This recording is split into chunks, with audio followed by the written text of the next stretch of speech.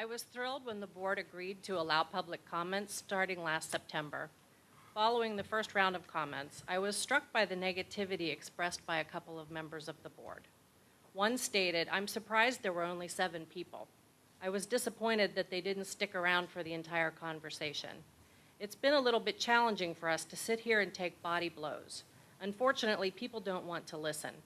People just hear what they want to hear."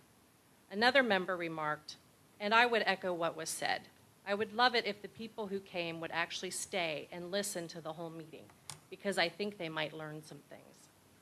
From that point, I was compelled to come here and speak. I had hoped to express my understanding of how difficult the past 2 years must have been for all of you.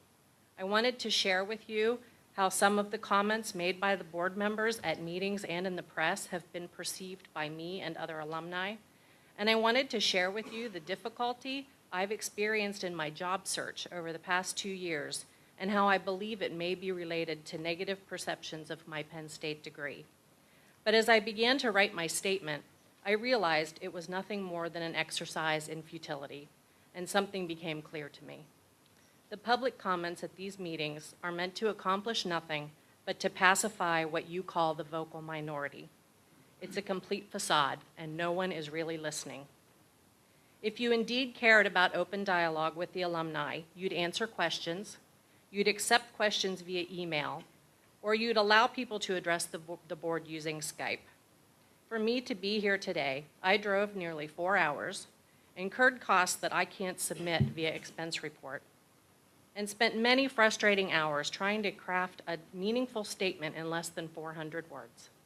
I have concluded that this entire facade has been designed for failure, so that it could then be used as proof that you tried to be more open and transparent, but that the alumni simply didn't want to be engaged. 1 minute remaining. We had hoped it would be an opportunity to bridge gaps in communication, but is turning into something that can now be used as a weapon against well-meaning alumni.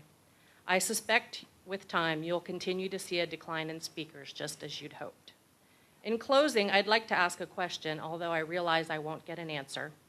Over the past couple of weeks, we've seen several attempts to clarify the board's position on the free report conclusions. In one statement, a board member stated, "We didn't ask for the conclusions, we got them. We're trying to bifurcate the conclusions from the recommendations." First of all, we all know that isn't true because we've seen the letter of engagement and read the scope of work agreed to between the board and Judge Free. But if it were true, why then has the board allowed those conclusions to become the basis for more than $100 million in penalties? Thank you. Thank you, Linda.